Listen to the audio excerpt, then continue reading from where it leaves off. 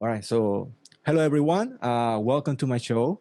It's a great pleasure for me to introduce our guest today, who is going to talk to us about how to start and maintain a healthy lifestyle.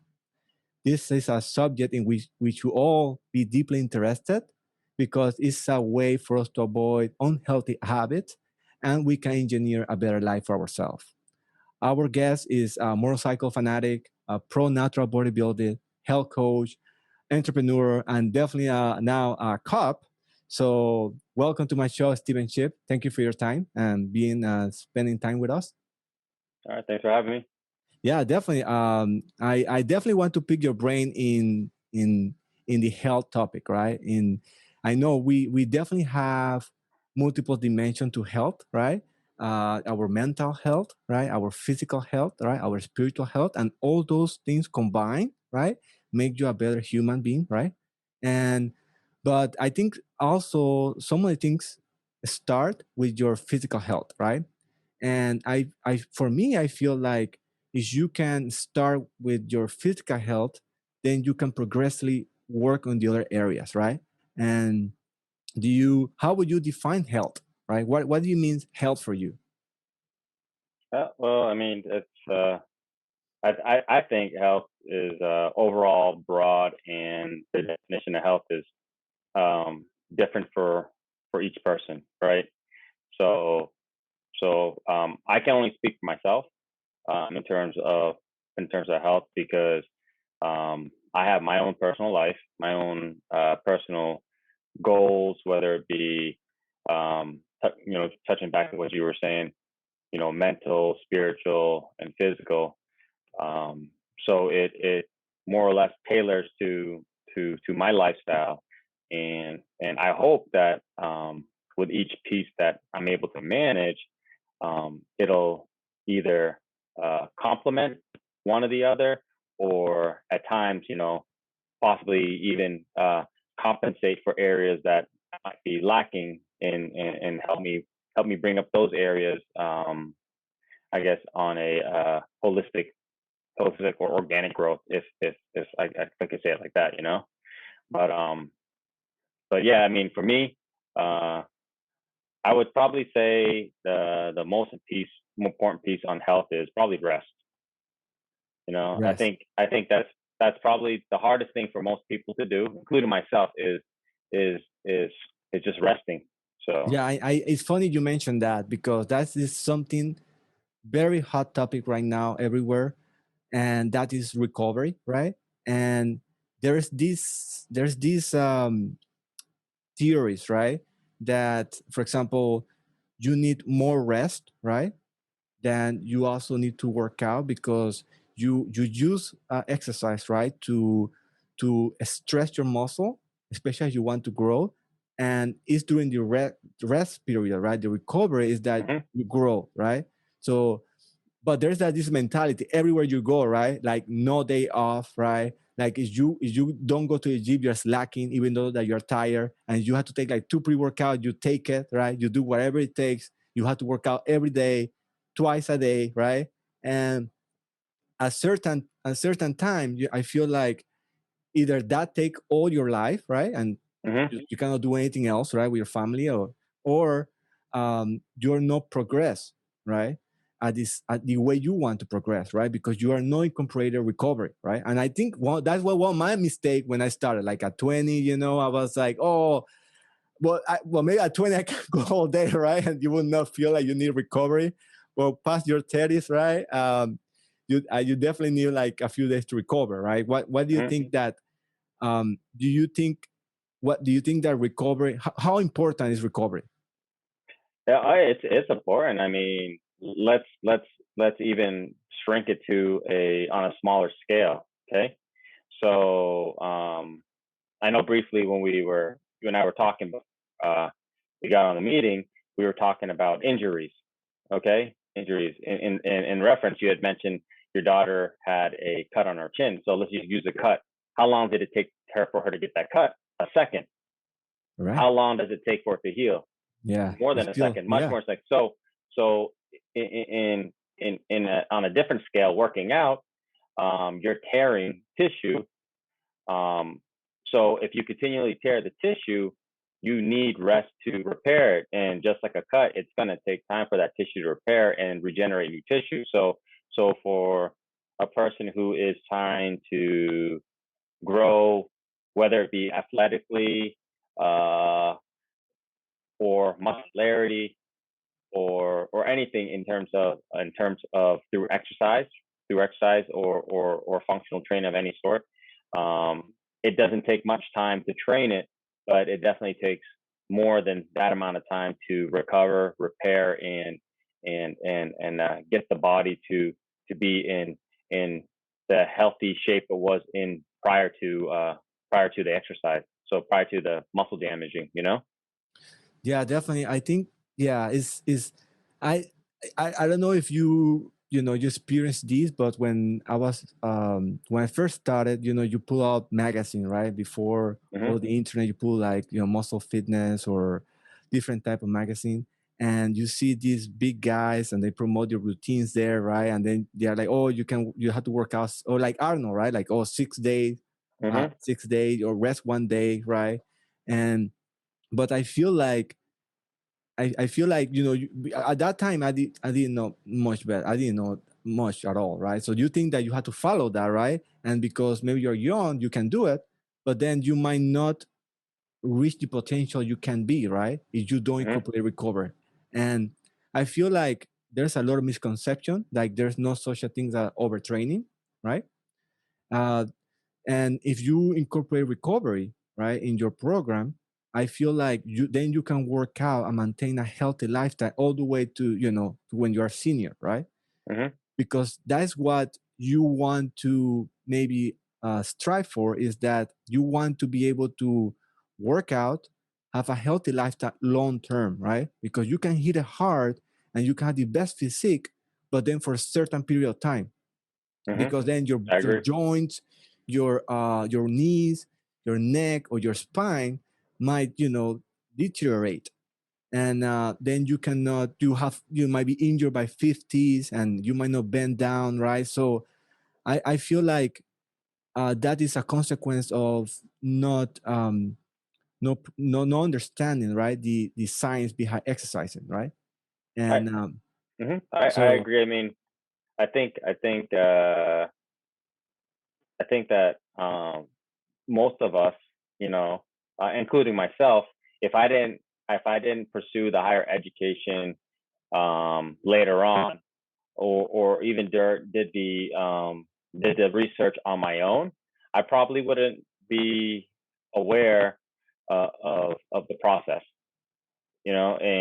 And most people, I mean, you know, I can speak about myself, where growing up in school, um, we had physical education, but there was no discussion about the the the importance of training. It was more so, let's just make sure, you know, these kids continue to exercise as a routine, and then we never discussed nutrition or rest, mental health, or any of those things. All those things were left for us to figure out as teenagers, young adults, and going on to our, you know, later years in our life. And we're still figuring out, because we were never provided a foundation to learn from, because it wasn't taught, and wasn't taught to us, and it didn't take precedence in our life until you know, until later on in life, when we learn that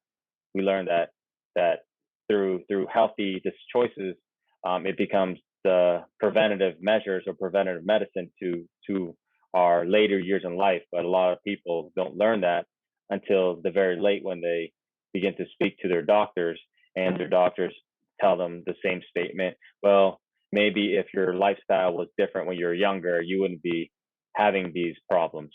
But we weren't taught those things at an early age.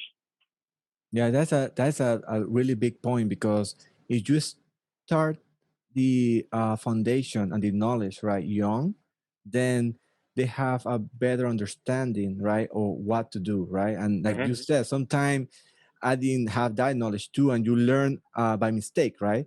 Hmm. And of course, that's one way of learning, right? But to do it right, is you can leverage somebody else's mistake, right, through life. Mm-hmm. That's why you learn from, older people, and then you say, okay, let me learn everything that he's saying, right, and maybe what can I apply to my life, right? Maybe not everything you can question, right, because that is how life works, right? You say, okay, maybe I don't believe it, maybe it doesn't apply to me now, right? But you can question, grab what is important, and apply it to your life, right? And but I think, especially in the United States, I feel like, I mean, as you know, I was born and raised in Panama. We do have physical activities program within lower school, right? So, I mean, they they make you run and things like that. And I'm not sure. I talked to a friend of mine that in certain school, the physical activity is not part of the curriculum anymore, right? Mm-hmm. So, So, and that's why now you see obesity, right, hitting not only adults but children, right? And I think, I mean, if it's, I think that's one of the biggest problems. I think that's one huge problem, and we definitely will take forever to discuss that. But um, the main point is, do you believe in overtraining? do me Can me it's someone overtrain? I think that that topic is it's kind of I think it varies. I think it varies. Me personally, I don't believe in overtraining. I believe that the body is capable of having great thresholds, and how you train your body is going to be is is relative. Overtraining is relative to how you train and your recovery. So a person um, who does steady state cardio can do it more frequently um, than a person who continually does high intensity interval training, cardiovascular, where maybe they're allowing their heart to work a little harder and putting greater impact on their joints versus somebody who's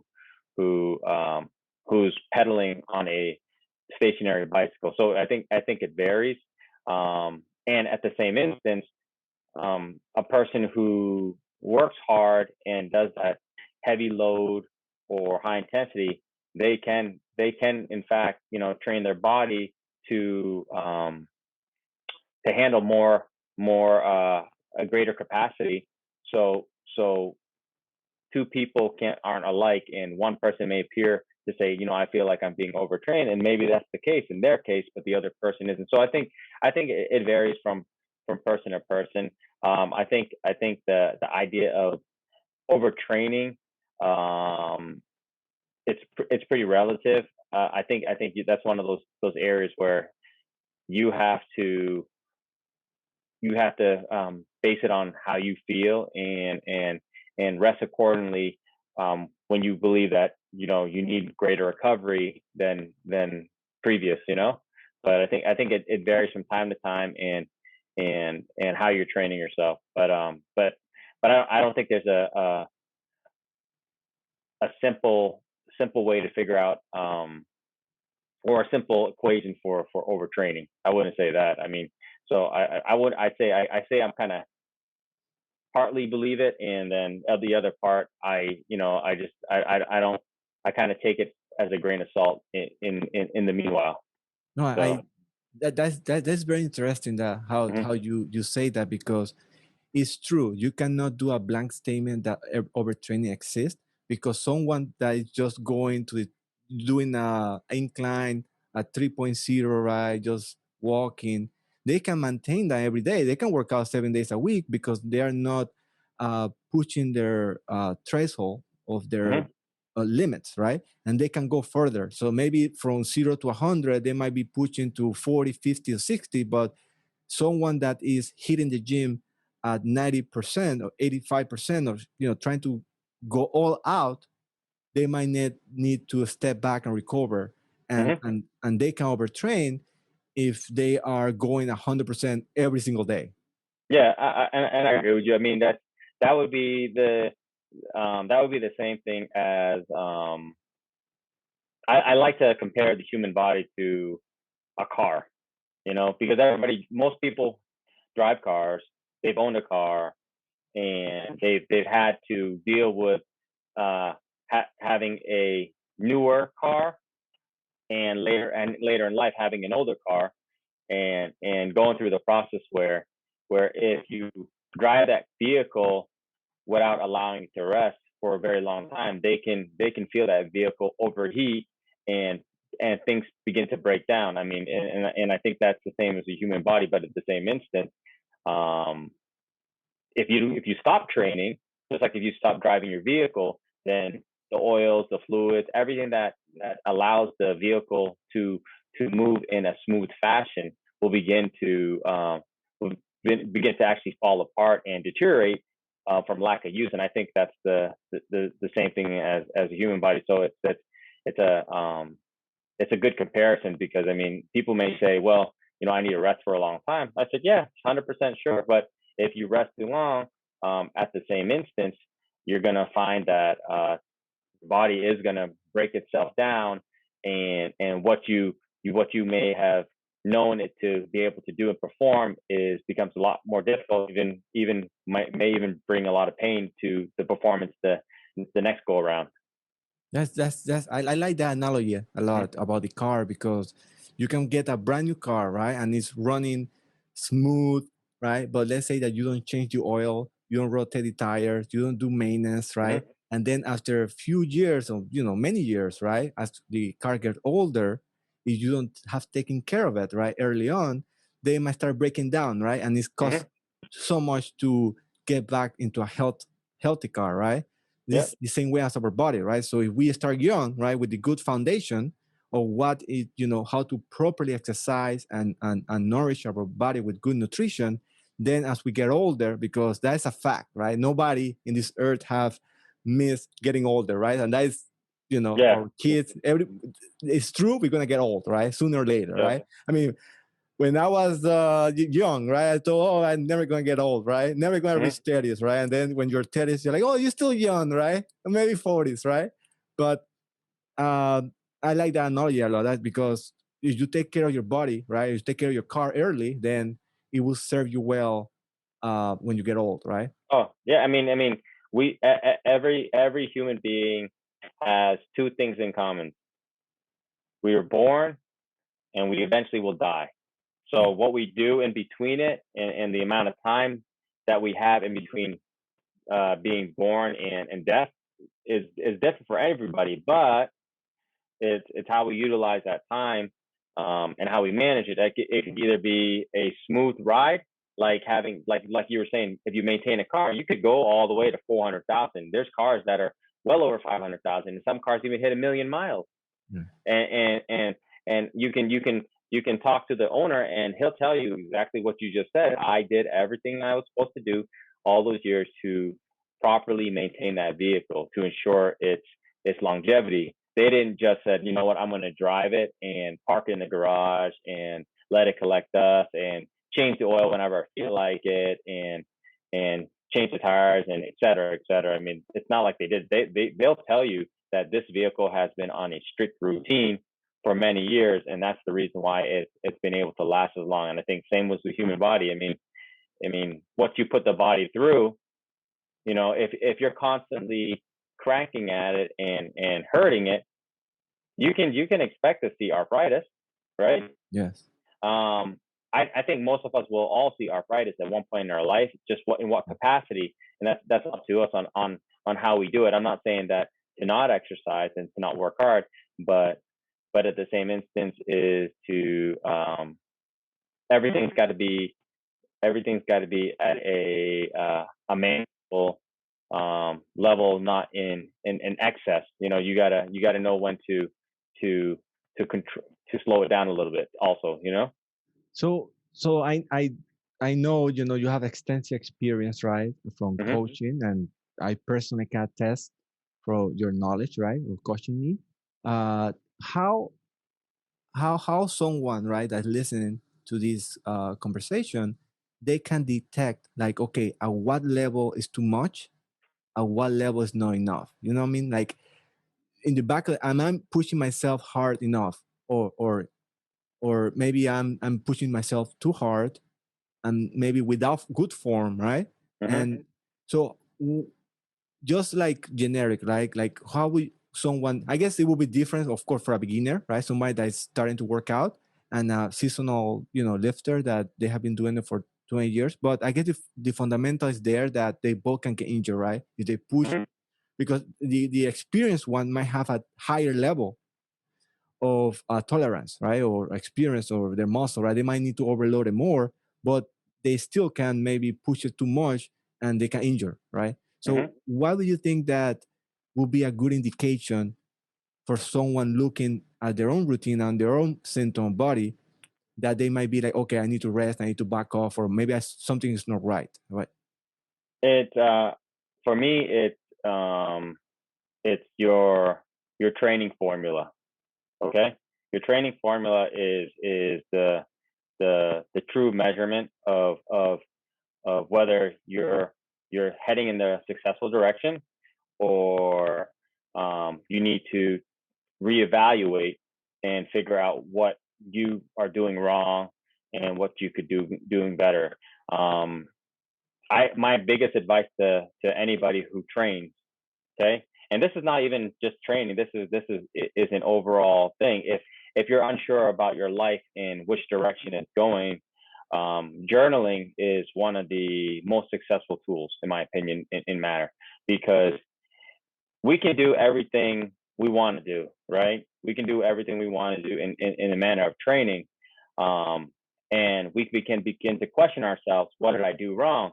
But how can we figure out what we're doing wrong if we're not able to reflect on it? Okay. So with a journal, you're able to journal, whether it be, let's just use strength. Strength is a great example. Most men, and it appears now even women have jumped on the boat of strength training.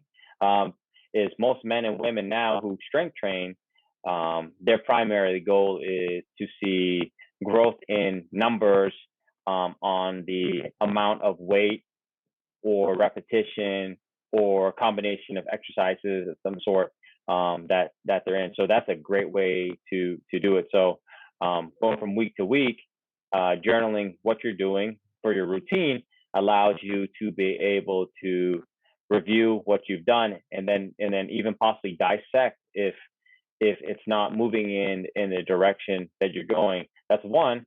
Two, um, for beginners, I believe having a training partner is crucial, primarily because, with the lack of experience, and being able to make observations, having a second set of eyes to be able to watch you is very beneficial. I know for a fact that if I didn't have a training partner, and fortunately, for me, I had a mentor when I first started exercise on my own. If he wasn't there to watch me in every step of the way during my training, um, there's a good chance that I would have hurt myself. There's also a good chance that I might have not made the same progress as I did those early years in my training. So, for most people, I think journaling is going to be, you know, one of the first steps into to being able to be successful with your training, and then two is having a a good training partner. It's not easy to find, but but a good training partner to me is simply an attentive one. It's not necessarily a smart training partner who knows a lot, but a person who pays attention to your movement. So that way, when you ask them, you know, how did it look and what did I do wrong, they can tell you, well, when you were squatting, I noticed, you began to arch forward on your back. So now you know that, well, apparently, if the chances are, it's either two things. It's either the weight is too much and I need to bring it down because I'm starting to collapse. My back is starting to collapse forward, or I need to readjust my form so that way, because the weight doesn't feel as heavy, I'm just losing form. So I think journaling and having a good training partner is probably the first step to being successful in with your training. No, let me ask you this. I Hmm. know probably you have a lot of journals, right? When you were Hmm. eating, right, and what you were eating and things like that. Yep. So for someone starting, right, sometimes you have to make it so easy for them not to stop doing it, right? So I'm assuming that, let's say, with the strength training, right, that you mentioned before. So let's say, okay, today, this week, I want to do bicep, right? I want to do 25 pounds, right? So you say, okay, maybe next week I want to do, you increase the rep. Maybe I did 8. Maybe I want to do 9. Maybe next week I want to do 10. Or instead of the rep, you're saying don't measure the rep as much, but maybe measure when you jump to 30 pounds. So then Hmm. you measure the increase on weight, right? And then you can see the progress, right? Yep. And maybe the way I have done it for me is that when I was, and I know I'm slacking having journal when I exercise much, but when I started, what I did was I wrote down my routine, basic, Hmm. and then that day I would write, put a happy face or a sad face, right? Yep. And it was just for me to remind myself if I was tired, right, how I feel that day, right? Because Hmm. next day you might feel tired and you might think that is that day routine, but the problem started the day before. Maybe it's something you did, longer, or maybe you did too much weight. Because especially men, right? That maybe they say, okay, I want to my first week in the gym. I see somebody squatting 2 plates of 45, right? And I'm like, oh, I want to do that, right? Instead of just starting with the bar and get the form right, right? Because you get that ego right at the beginning, Yep. right? So I think that was one of the biggest enemy, right? But I think you hit it you hit it right. Journaling. I think for life, right? Not only for your health, Hmm. right? But to clear your thoughts. I do journaling for just for myself, right? To see, to clarify my vision, priority in life, right? And just write and just let things out sometime in paper. It helps you clarify your thoughts, right? Because sometimes it's one thing just thinking about it, another thing is when you think and write it, right? Hmm. Um, Exactly. You so can't you can't uh you can't reflect on something if you haven't documented. It's hard. It's very hard. It's very hard. We can go back in our brain, in our memory bank, and think about parts of our life. But just imagine if somebody took a video of that day for you. Such as if you yeah. wrote in a journal and you got to, and I'm telling you a story about an incident in my life, but then you watch the video and you may see the gaps, and you may see the gaps, and I might be telling you one thing, what my recall was, what I could have done differently, but then you see the gaps, you're like, wait a minute, I actually watched the video of that day from zero to 100, from start to finish, and I noticed something that you didn't bring up. And maybe if I reviewed the video or had journaled that day, I would have observed it, and my thought process of me telling you what I could have done differently would have been a different answer. And I think when it comes to training, because it's simpler, to think about. I mean, I can even go back to when you and I first met. I Yeah. remember when you first reached out to me, and I met you and I saw you. So I looked at you up and down, and I told you, and I gave you the honest truth of what I needed to see in 1 year from you. I Yeah. said, before I can work with you, I need you to do this in 1 year, and I told you what I needed from you, and to be able to show me your progress, and on paper too as well, to tell me what you're doing. Otherwise, it's something I can't work with, because and realistically, I can't be with you or any client I trained in the past on a day-to-day basis.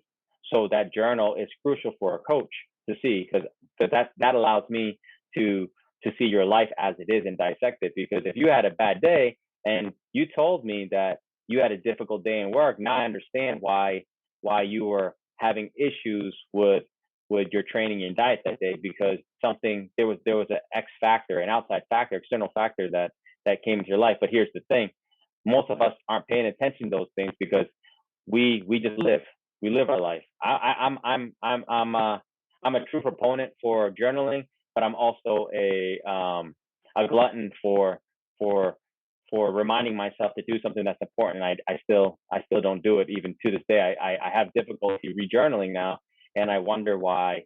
At times, I wonder why, where I'm not successful in certain areas, and unfortunately, I can't take a step back and review it and decide whether I could have done something differently or not. So I think, I mean, that is so important. I mean, I agree with you. mhm, Um, if you start journaling your decisions mhm, and the input that you use to make those decisions, then 2 years from now, from that day, you can go back and say, okay, at that time, these were the facts that I was reviewing, and I took this choice, right? This is mhm, how my life ended up being, right? Based on that decision, could have improved my decision. Maybe because maybe in 1 or 3 or 5 years later, you might be facing with a similar situation yep, or a different exactly, one. But then, if you cannot, because I think that our life is the sum of our decisions, right? Because yep, we are deciding who we want to be with, as a partner, or who we want to work with, who we want to talk to, right? And all these things are decisions, right? And the better decision we make, then our better life is going to be. And the key is making good decisions, right? And yep, everybody can make good decisions for you, right? Because if you journal or you write things down, then you can improve. And that's one of the things that I think I take from your point is that either lifting or bodybuilding is you don't journal, right? You couldn't see your client progress and you couldn't tweak, right? Because in order to improve exactly, someone, you need to be able to measure it, right? mhm, And that is the same thing with our life. That's why if you are in sales, they measure your number of calls, right? Outbound, they measure your sales, right? Because they want that number growing. If they see that number growing, you're improving. yep. Lifting, So right? So I think training is I think, in my opinion, training and life are similar, but I think life is more analog and training is more digital, right? Um, and I like to use that comparison because in mathematics we know that mathematics is completely digital. No matter if you break it down to the decimal, it'll always still be digital, regardless. You know, and because at the end of the day, 1 plus 1 will always be 2. We can't change that. We can't change that. But if just with children in mathematics, if I gave a child a multiplication uh, question and I just want them to provide me the product of that multiplication, they could write the answer. And if they get it wrong and they just write the answer, um, how am I going to know how to correct them and help them if they just wrote the answer? So the requirement in school for kids is to do the work from step one to finish. And if you every step and you come up with a product and it's correct, then your teacher, who essentially is your trainer, can see where what mistakes you made, and they're able to go back with you and review that.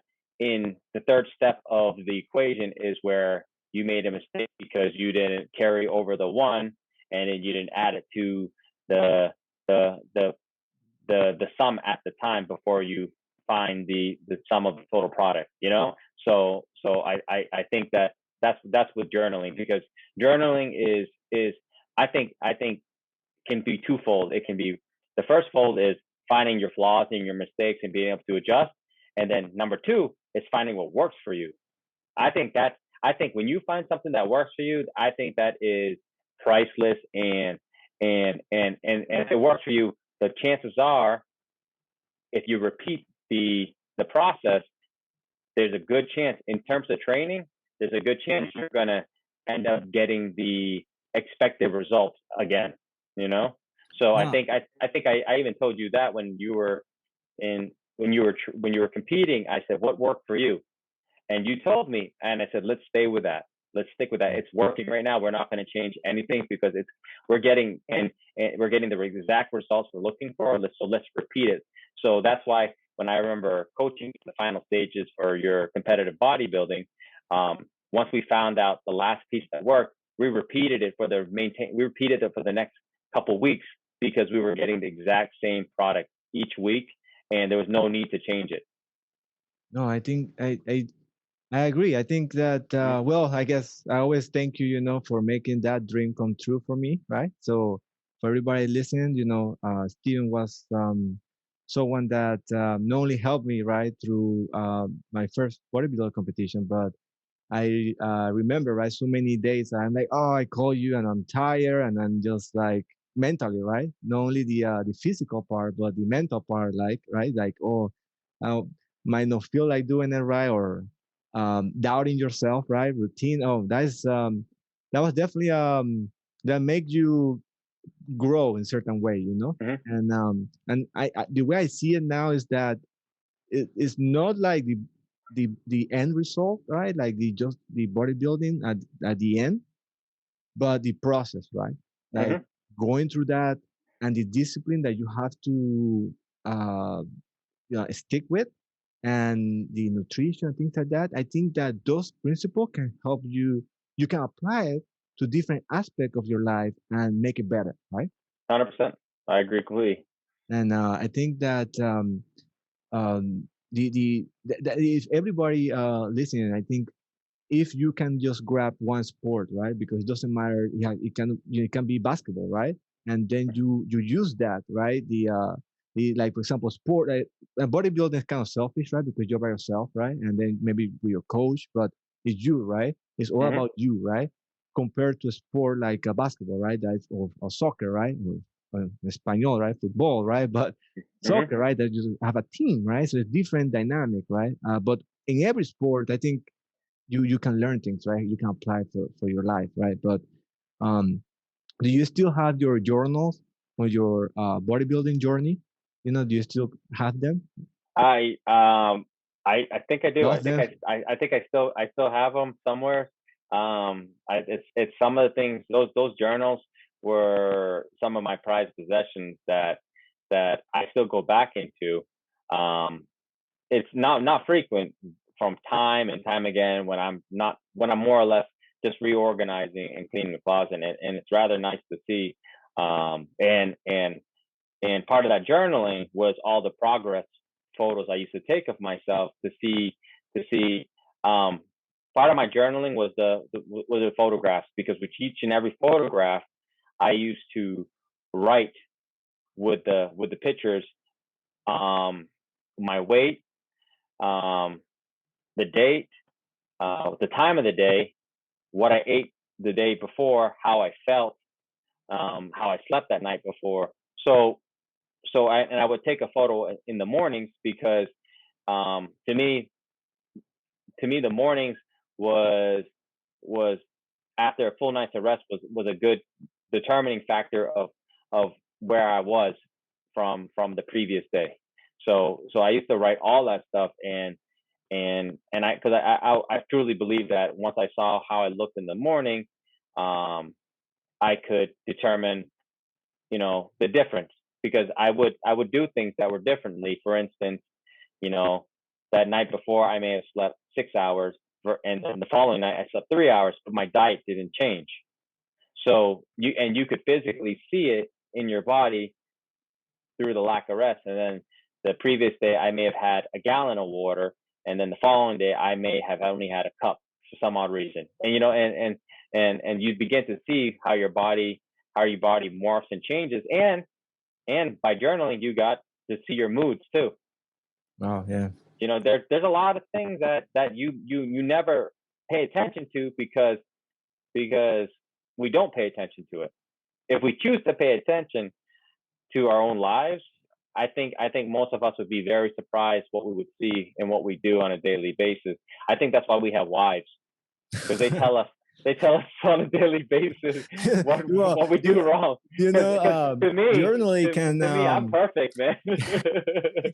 can save your marriage, right? Because if you journal, you're in a good mood, right? You have a better relationship, right? So you're able to track that, you have a better happy life, right? So not only Yeah. for bodybuilder, right, but saving relationship, right? So um Oh, imagine if you journaled the last time you had an argument with your wife, what happened during the week, and you made sure you didn't do any of those things this week, and see what happens. You'd be surprised how your life would probably be. I should start doing that.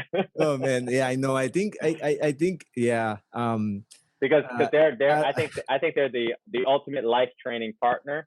They will yeah. tell you when you're doing something wrong, when you should be doing more of something or less of something, and And then sometimes, a lot of times, is when you're doing something right, you might be doing something wrong still. I don't know. Yeah. I've Well, yet to for figure that me, one out. I would probably end up like, well, she was right. You were right, because I'm Yeah. stubborn and like, no, I do it this way, right? And then like, oh, you know what? But You were let right. me You let were but right. let me ask you, let me interject. After you said she was right, if you had journaled why you said that, then the next time you wouldn't say it probably, Yeah, because correct. You learn, right? You you learn, and would you you commit would because we're men, right? We commit the same mistakes, right? So that's important about journaling. Definitely had to add to my journal those little things, in relationships and we everything, right? Um, I think so, because I mean, I think that's why some people have success when they, for people who have mental health issues, why some people have success with going to a professional therapist and speaking to them, because what is that therapist doing? it's They're writing writing down. everything you're telling them, and they're able to look at your life from a objective view, which is what's on paper, and be able to look at it. And then when your life becomes a roller coaster and it begins to go down quickly, they're able to look at it. Wait a minute, there's something that changed in that individual's life. Is the reason why they're on this ride right now. Now we got to figure out how to help fix them and get them on the right track again. So Yeah, that's I that's think that's I think. definitely true. Yeah, I Mhm, mean, I think physical exercise. Definitely. I when during the pandemic, right? I mhm, I was just being safe home, right? I didn't go to the gym, right? And I definitely felt my mood change. mhm, Because um, like for me, especially, I feel like even if you're not working hours, but if you just go for 30 minutes, right? A little walk, run, or push up, whatever. It does make you feel better, right? You yep, you do that first thing in the morning. You attack. You do something. You accomplish. It make you feel better, and it make you just have a better attitude, right? mhm. And I think that so interesting, right? Journaling. I think I had to keep that in mind. And now a training partner, and that is lucky, right? Sometimes you get good training partner. I myself have like met somebody. Oh, I want to train with you. Okay. After a month, you never see them again, right? Yeah, And 100%. I'm sure you probably have more of those, right? But so finding a training partner is hard. But I think that if you were starting, maybe at least get a few sessions with a personal trainer. I think that I would help. think I think so. I mean, I think having a personal trainer in the initial stages can be very, very, very important. Even, I think, in my opinion, even a um, least experienced personal trainer is better to have than none.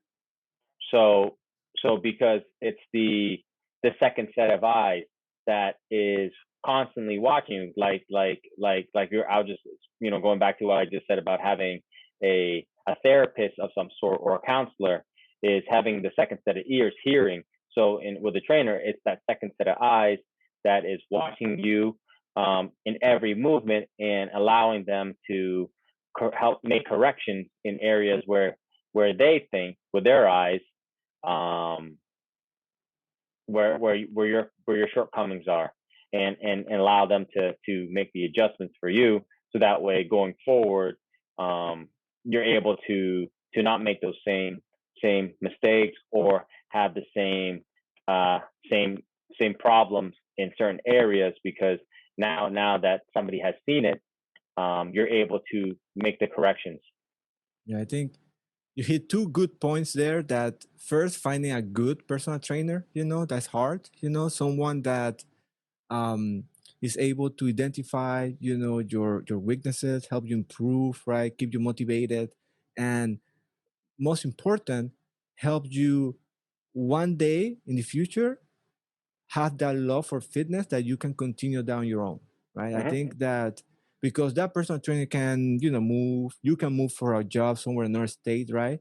And having that foundation and love for, being healthy and exercise can follow you, right? And Hmm. you I might agree. have to, you have different journeys, different people have different goals, right?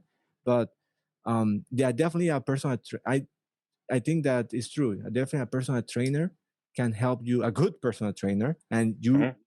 I feel like you're, a high achiever coach, right? So, what do you think, if someone is looking for hiring a personal trainer, what would be a key question to ask them?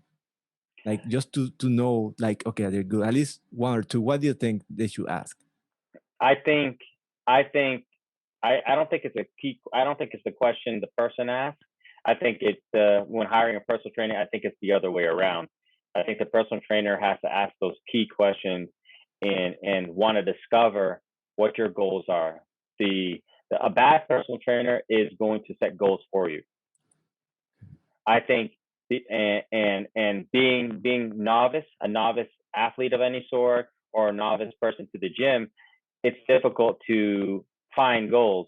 So I think when having a conversation with a person who is a personal trainer is about learning about them, wanting to learn about you, and then trying to figure out your life equation to help you become a better physical version of you. And I would hope that part of that would be mental health too. Um, but I think rather than ask specific questions to the personal trainer, because here's the thing: personal training is a business. So if you ask me if I can help you, of course I'm going to say yes. If you ask me if can I help you lose weight, I'm going to say yes. If you ask me, um, can you help me be successful, I can say yes. So you're going to get the answers you want to hear, but if you don't ask the right questions, you're never going to get the right answers, right? Yes. So rather than that, you may even want to have an open-ended question. Tell me, tell me, you know, about yourself, and tell me tell me about what you've done in the past with your clients and how you help them achieve their goals. That might be the best question, because if they're very candid with you and what they've done, they should be very proud of their success in the past and their clients, and be able to open up to you. Um, open up to you. I can only speak for myself, but I know when you first came to me, I know you knew my resume of my success, Yes. of my clientele, Yes. and at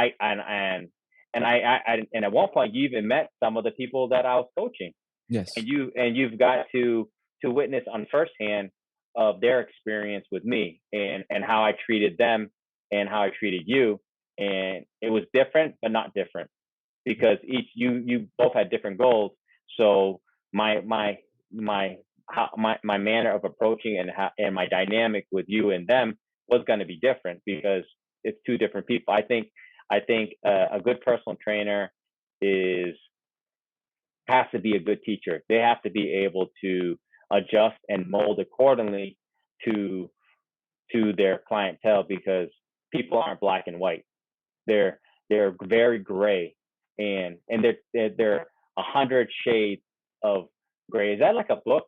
Great Yeah. Shades of Gray, something like that. Doesn't gray shades, I Something know. like, yeah, I mean, but probably your wife would know, right? yeah, I think that's the thing. I think we're all different shades, and a good personal trainer is going to figure out what shade you are, and try to work with it and help create something with you to be successful with your goals. But at the end of the day, I think if you're trying to hire a good personal trainer, there has to show some initial investment already into what they want to be able to help you with, and them asking the right questions to you is going to be a crucial piece, because I don't know about you, but if I were to hire anybody on a professional sense, I don't want them to tell me what I want. Yeah. You know what I mean? I want them to ask me the simple questions, because guess what? I'm hiring you because I'm not the professional. I may not even know what I want, but Yeah. I'm asking you because you're the professional, and you've been around and you've been doing this a lot longer than I have. And I would hope to think that I would like to believe that by you asking those right questions, you're going to help me uncover things that I want. And matter of fact, I mean, there's a lot of people who don't want to be bodybuilders, but there's a lot of people who once you speak to them, they begin to tell you that's their ultimate goal, but in the initial stages, they're not going to bring it up because they believe it's not a reachable goal. Well, you find that out. I mean, how exciting would that be for somebody who shows passion and enthusiasm towards your long-term goal because you were afraid to share it, but they were able to uncover it. So, No, I think it is mhm, that's definitely profound because I believe that there's like just like everything, right? In any career, there are mhm, good, mediocre, average, right, and excellent, top, right? And the same with personal trainers, right? And you have to keep looking, right? You find yourself training with one that is not that good, just move on, right? And find that person that, like you say, help you uncover your own goals, right? Because mhm, it's not their goal. Because they, like you said, you're gonna be living by somebody else's expectation of, okay, oh, this is my goal, right? And a good trainer, a good mentor, will help you uncover the goal, that you want for your life, right? That mhm. you decide. So it's helping you shape that vision for yourself, right? So that's a really good way to see it. Let me ask you this. Um, if you were training someone, right? Nowadays there's multiple ways to train, right? Like Mhm. methods. Do you prefer kettlebells or Olympic bar or dumbbells or machines, stationary machines or body weight? What what with all this CrossFit, right? Martial art. What do you think that would be the best routine for someone starting, and what would be the best routine for someone with experience? Well, it's just. I mean, I'm glad we went to this question because it segued from the last one, which is Yeah. perfect. It depends on your goals. So so I'll use. I like to use myself as an example because I know myself and where I've been. So it's easier rather than talk about people in the past of what they tell me because I can only help people on in terms of what I uncover from them and what their goals were. But we'll use me as example. I've been through multiple stages in on the fitness platform. I've I've had goals in powerlifting. So what did I train? I trained the big three: bench press, squat, deadlift. I focus on those big three movements and also the auxiliary movements to help strengthen those pieces, right? So for a power lifter, there's going to be a whole different aspect. And then later on, I began to invest in Olympic lifting. So now the movements became a little more dynamic and even more explosive in certain things. So then all of a sudden I'm looking in more greater hip flexibility. I'm looking in more range. I'm looking um, in a lot of things that could lead into injury. So there's a lot of things that I have to be able to what's the word, condition so that way I can perform a precise movement. And then later on in my life, I became a bodybuilder, um, and bodybuilding is a totally different world. So it became the matter of fact of training between hypertrophy and also training between and strength. It was back and forth between hypertrophy and strength, and then at points of also losing weight and losing body fat and trying to maintain muscle mass, and playing a balancing act. So then it became more free weights, more cable training. It became more concentric movements as well as eccentric movements with pauses, squeezes, full range of motion. So that way I would have the better, greater tissue development. Because in bodybuilding, it's all about tissue development and being able to connect mind and muscle. So that way the muscles will form accordingly to your overall goal. Because anybody can have big biceps. Not anybody, but most people, if they train hard enough, they get big biceps. But the shape of the bicep is relative to how you train it, right? So that becomes different. And then, so now in my life, I made a career change, and I chose a field where I wanted to help people and do other things in a different capacity. And I end up becoming a police officer. It was a goal in my life as a child, and I never thought I would do it because I had made a lot of career choices that that didn't necessarily steered me in that direction.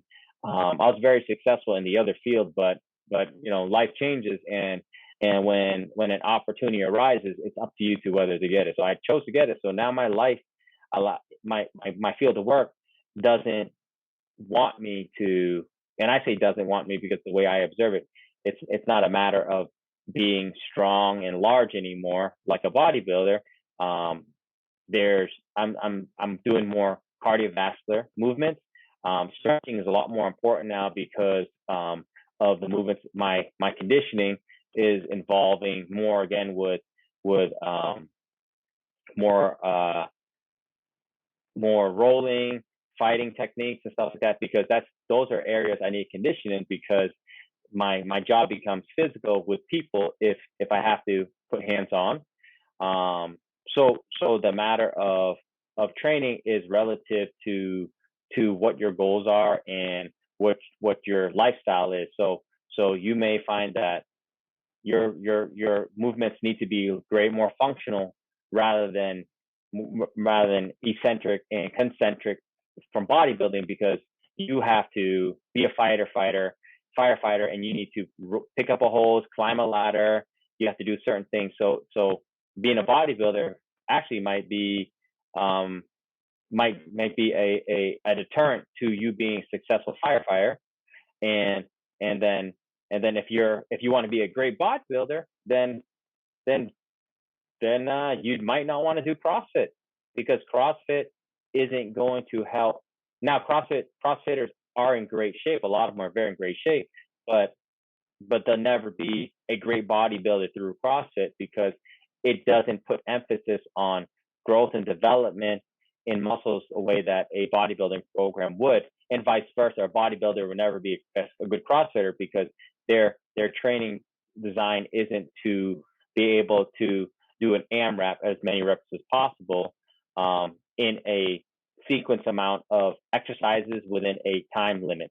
So it's relative to what your overall goal is in terms of. I don't think there's any better way of training. I think there's better ways to train specific to your lifestyle or your fitness goals. I think well first thank you for keeping us safe, right? I think that career is very honorable, right? And I'm happy that you fulfill that dream of yours, you know. Um I think and you hit a good point, right? Like a bodybuilder, right? You care about the quality of the look of the muscle, right? So you are performing reps, negative. You're performing to be able to look and shape your body certain way, right? But in your field now, you have to be you be able to have to run, right? You know, have to be you have to keep in shape to to get the bad guys, right? So you have to be very conditioned, and just the look, you know, might not be sufficient, right? So Mm-hmm. what now did you still do certain like squat and deadlift movement, or more just cables or bands and cardio? I am a true proponent and believer of the big three, which is the squat, the bench press, and deadlift. I think if you're in any capacity that requires you to have physical movements of any type of training, whether it be goal wise, job wise, I think if you're able to utilize those three big movements, um, you'd be it'd be very would be very very beneficial and complementary to whatever your physical goal is. Because I with compound movements such as those large movements, they train a lot of muscles all at once. But if you dissect the movements, all three movements, they require explosiveness, range, and control. So in a general sense, they really fill what you need. Now, will you be the fastest runner through those things? No. Will you be the strongest? No. But with those big three, you could overall be very physically fit You could also be very confidently fit because they do become stronger. And then number four, with those big threes, because they require they're movements that require a lot of muscles and greater load. They also, in my opinion, can prevent injury too as well, because when you're a lot stronger, physically stronger, and you do movements that are greater range, you have a greater threshold to avoid injury. Well, it's On simple things. For instance, like tying your shoe. You'd be surprised how many people hurt their back tying the shoe because of the lack of flexibility. yeah, that's definitely something as you age that you have to prioritize mobility, right, and Hmm. flexibility, right, because even to squat properly, right, you need to have from your ankle, right, from your ankle flexibility, your feet, right, from Hmm. your calf, so your knees, everything has to be aligned properly, right, to do a proper squat, and it's just it's not just pulling the weight and just going after it, it's Hmm. working in having that flexibility to go, butt down, like I say, right, all the way down, right, and a Yep. proper squat, right. um, so you see the big three is the squat, the bench press and the deadlift. Hmm. Now, what about press? Do you recommend including press? Like with like the a Olympic shoulder part, press. a shoulder I press. mean, yeah. I mean, if that's something you want to do, that's completely fine.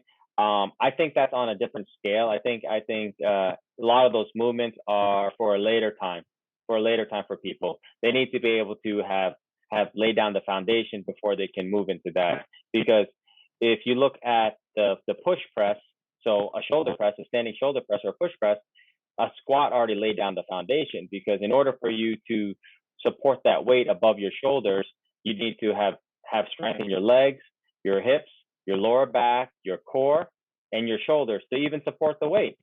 So that's the foundation. And in a deadlift, the deadlift is the same thing. I mean, you're looking at lower back, hips, shoulders, biceps, triceps, calves, hams, everything your body can provide is through a deadlift. And even a bench press, a proper bench press will require you to have your 5 points: your head, your 2 feet, your back, and your butt. So you got 5 points on the bench press, right? And able to throw the weight up very strongly and securely, you have to be able to drive from your feet, your heels, into your hips, into your waist, into your chest and your shoulders and your arms to push the weight up.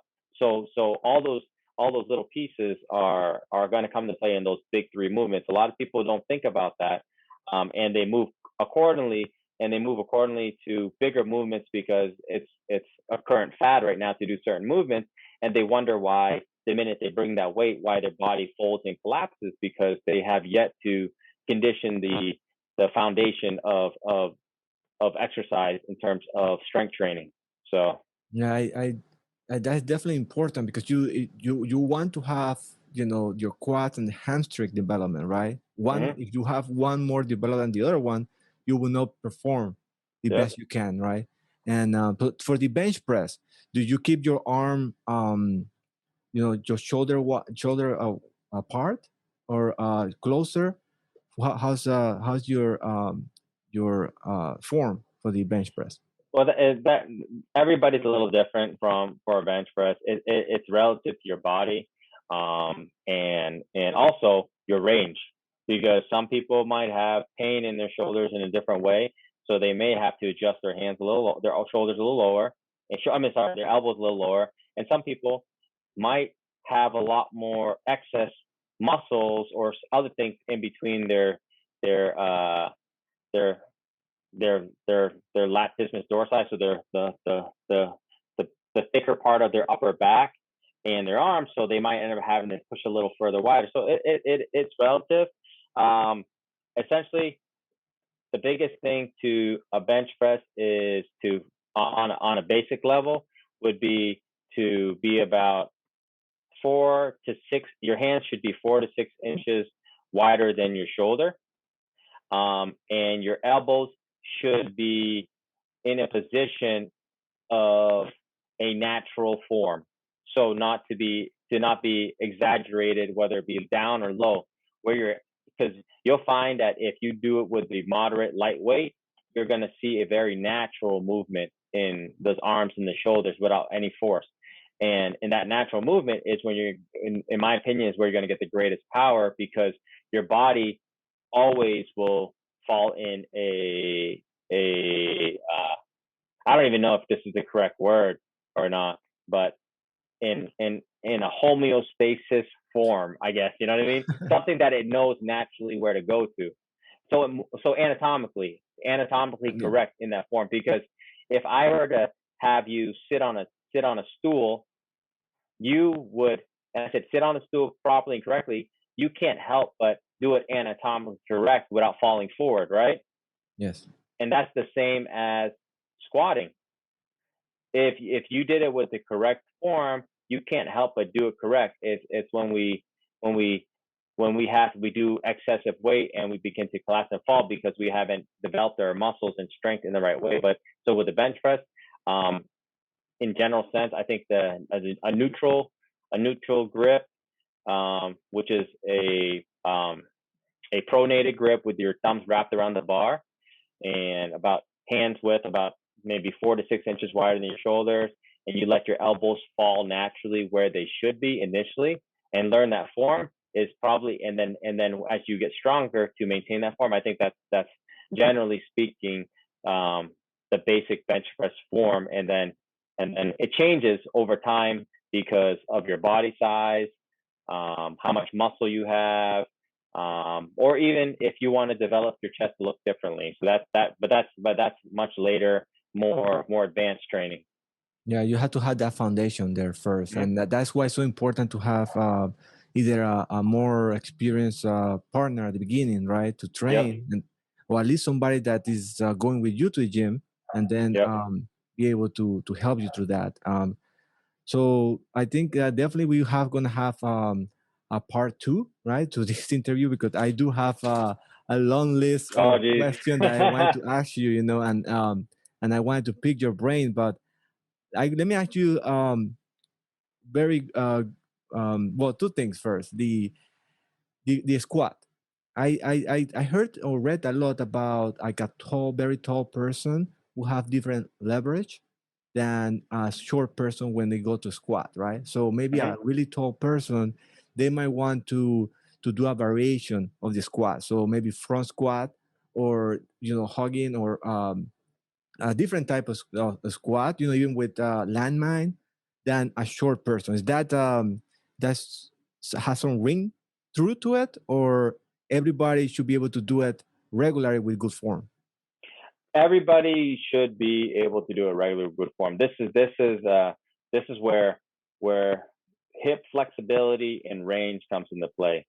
Because if you're a tall person, mind you, obviously the dynamic in a tall person is going to change, and a tall person can argue with me and tell me one thing or another. But I'm sure they could find a very tall person that much taller that can do the form very well because their hip flexibility. So maybe the taller person may need to have greater hip flexibility because the amount of leverage that they may have in their where their shoulders and their torso length is, it could play a larger role because if they fall forward. But if you look at the human body on a straight line from the side, that's really on a squat form, that's the line that every person, whatever height, should be able to fall from, and they should be able to drive from that center of gravity all the way up and then all the way back down.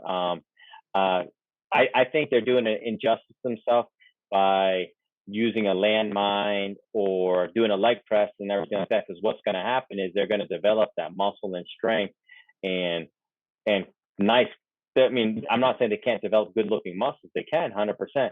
But what's going to happen is they're going to create this strong foundation and not have the auxiliary parts that require to be successful in a squat as far as a range. So let's go back to the example of a car. You can have a fantastic looking car, but if you throw in a turbo in the vehicle without the supporting pieces, chances are you may blow up that engine, or you may break other parts because you have such a strong part that, but you don't have the auxiliary parts to support it that have been strengthening with the product, or even, for example, would be the wear and tear of a car part.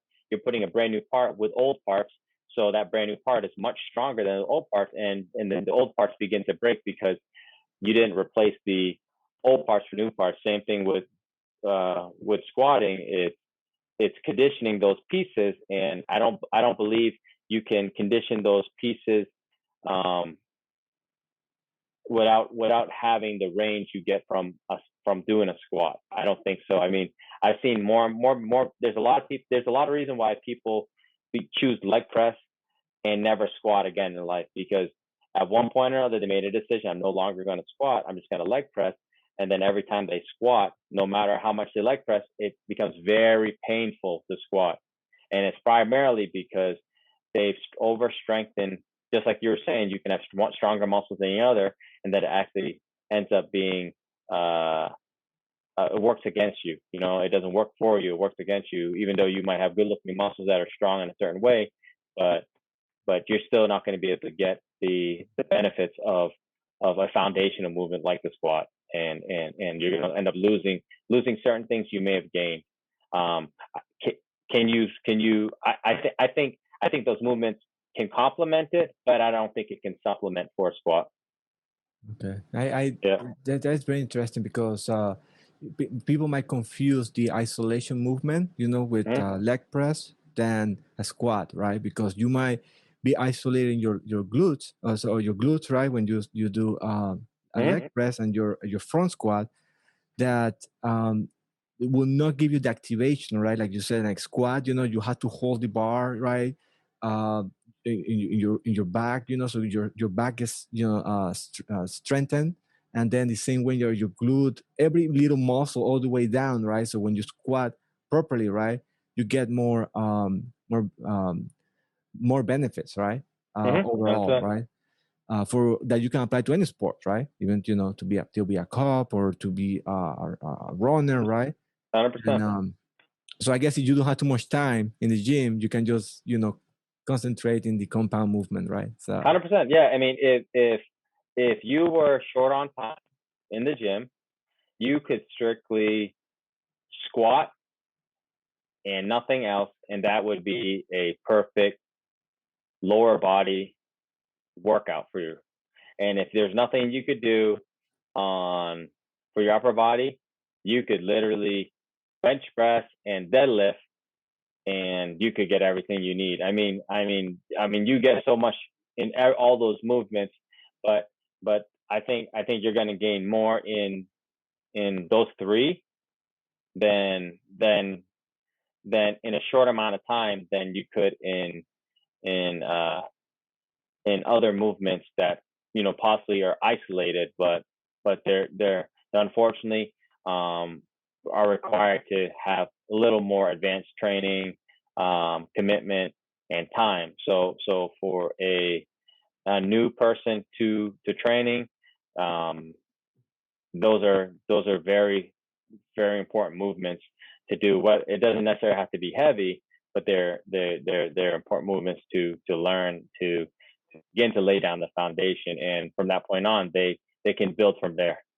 yeah, perfect. And this go to at least for today. My last question is: those compound movement, do you believe more in the high intensity training types of doing this movement, or for this type of compound movement you should approach them as a more like heavy load type of a routine, that let's say you do you know, heavy load, and then you properly rest a minute or two before going to the next set, than the high, you know, intensity mentality of, okay, I'm gonna do squat and I'm gonna superset with bench press at the same time, right? Mm-hmm. And you know, because you had that mentality for philosophy out there of always doing you might superset maybe chest with tricep, but for these big muscles, right, like deadlift and squat, do you what is your thought on that approach, or high intensity, and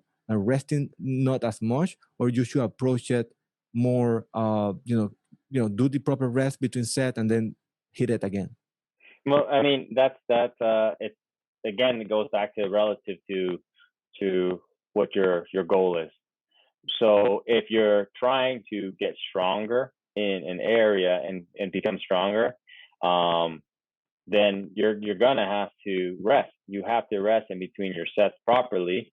Um, but if your goal is for conditioning of any sort of form, then maybe less rest and more activity could be the biggest thing. But at the end of the day, they're completely two different types of training when it boils down to it. Um, you can't substitute one for the other, because they're unsubstitutable. That would be like saying, a boat and a car. There are two forms of transportation, but one can go in the water and one can't, and Yeah, I vice guess. versa. You know what I mean? I guess when you They're, try they're, to mix both, you mm-hmm, might get a recipe for injury, right? Because you're trying to go as heavy as you can mm-hmm. without resting as much as you can, right? And as fast as you can, right? Oh, So 100%. I mean, you can. I mean, have you seen those cars that can go in the water? no, They're never the fastest boat, and they're never the fastest car. they're just there, right? They can do multiple things, but not Yeah. I mean, excellent, right? yeah, exactly. I mean, if there was a drought and there was no water, they're definitely not getting to the other side of the lake faster than a car, and if it was a flood, they're definitely not going to beat a boat. You know what I mean? It's relative, to what you're aiming to do. Now, if it's just overall fitness and overall physical capacity is what you're looking for, then yeah, supersets and less rest is a great way to train. But if your overall goal is specific to strength gains and avoiding injuries, then in order to achieve those strength gains, then yeah, I mean, properly resting between sets and overloading the muscle is essentially going to allow a person to achieve that goal. So Yeah, I think this is a good point, because at the end of this, to summarize, is that you have to have a clear vision, right? Of mm-hmm, where you are aiming at. You cannot just understand. start, okay, I'm just gonna work out and that's it.